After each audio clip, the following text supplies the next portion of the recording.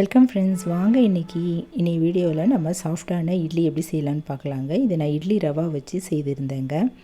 கடையில் வாங்கியிருந்த இட்லி ரவா வச்சு நம்ம இட்லி சாஃப்டாக செய்யலாங்க. வாங்க இப்போ இந்த இட்லி எப்படி செஞ்சேன்னு பார்க்கலாம். இதுக்கு சைட் டிஷ்ஷாக சட்னியும் செய்திருந்தேங்க. இப்போது அரை கப் அளவு முழு உளுத்தம்பருப்பு ஒரு பாத்திரத்தில் போட்டுட்டு தண்ணி ஊற்றி நல்லா கழுவிட்டு முழுகிற அளவு தண்ணி ஊற்றிட்டு நல்லா 1 மணி நேரம் ஊற வச்சுக்கலாங்க.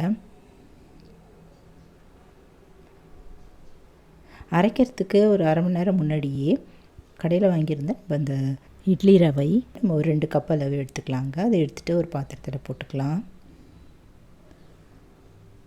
போட்டு முழுகிற அளவு தண்ணி ஊற்றிட்டு ஒரு அரை மணி நேரம் ஊற வச்சிடலாங்க.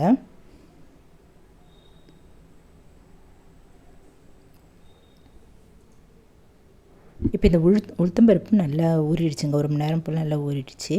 தண்ணியெல்லாம் வடிய விட்டுட்டு நம்ம கிரைண்டரில் போட்டுக்கலாம்.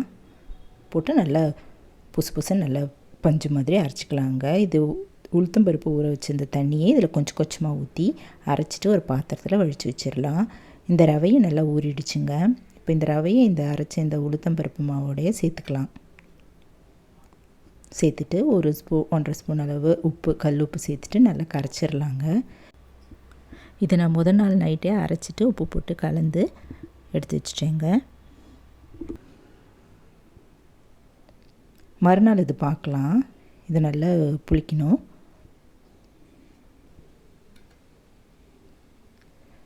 முடி வச்சிடலாங்க. மறுநாள் நம்ம காலையில் இதை நல்லா கரண்டியில் நல்லா கிளறிக்கலாங்க. நல்லா புளிச்சிருச்சு. நல்லா கலந்துக்கலாம்.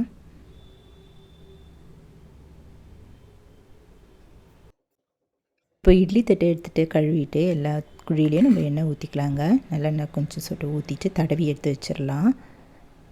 எல்லா குழியிலும் நம்ம ஒரு கரண்டி மாவு எடுத்துகிட்டு ஊற்றிடலாங்க. அடுப்பில் இட்லி பானையில் தண்ணி ஒரு 1.5 டம்ளர் அளவு தண்ணி ஊற்றி கொதிக்க வச்சுட்டு இந்த இட்லி ஸ்டாண்டை அது உள்ளே வச்சிடலாம்.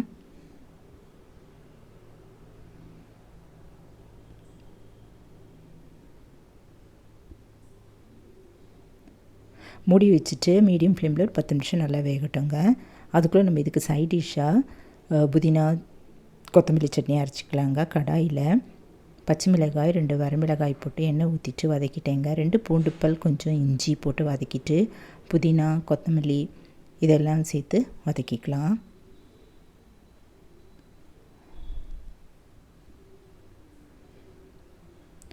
வதக்கிட்டு நம்ம இறக்கி வச்சிடலாங்க. ஒரு 2 நிமிஷம் போல் வதக்கிட்டு இறக்கி வச்சிடலாம். இதில் கொஞ்சம் தேங்காய், உடச்சக்கடலை, உப்பு, புளி ஒரு சின்ன பீஸ் எடுத்துக்கலாங்க. இதெல்லாம் ஒரு மிக்ஸி ஜாரில் போட்டுட்டு அரைச்சிக்கலாங்க. கொஞ்சமாக தண்ணி ஊற்றி நல்லா நைஸாக அரைச்சிடலாம். ஒரு கிண்ணத்துலேயும் ஊற்றிக்கலாங்க. தேவையான தண்ணி ஊற்றிட்டு இதுக்கு தாளிச்சிக்கலாங்க. கரண்டியில் எண்ணெய், கடுகு, உளுத்தம்பருப்பு, 1/2 டீஸ்பூன் ஜீரகம், பெருங்காயம், கருவேப்பிலை இதெல்லாம் போட்டு தாளிச்சிட்டு இந்த சட்னி மேலே ஊற்றிடலாம்.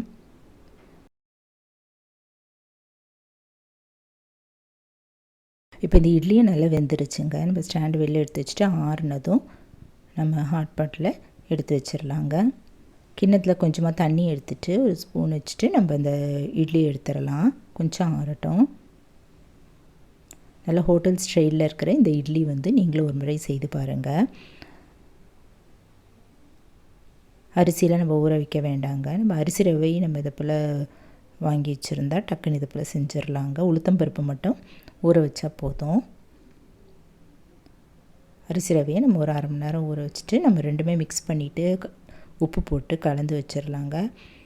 நல்லா சாஃப்டான இந்த இட்லி நம்ம மார்னிங் பிரேக்ஃபாஸ்ட்டு, நைட்டு டின்னர் கூட செஞ்சு கொடுக்கலாங்க. பாருங்கள் எவ்வளோ அருமையாக சாஃப்டாக இருக்குது. கூடவே சூப்பர் டேஸ்டான புதினா கொத்தமல்லி சட்னியும் வச்சு கொடுங்க. எல்லாருமே விரும்பி சாப்பிடுவாங்க. அருமையான இந்த ஹோட்டல் ஸ்டைலில் இட்லியும் சட்னி நீங்களும் ஒரு முறை இது போல் ட்ரை பண்ணி பார்த்துட்டு எப்படி இருக்குன்னு சொல்லுங்கள். இந்த வீடியோ பிடிச்சதுன்னா என்னுடைய சேனலான குக்கிங் வித் சித்ரா அன்பு சேனலில் சப்ஸ்கிரைப் பண்ணிக்கோங்க.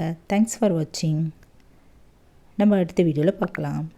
நன்றி, வணக்கம்.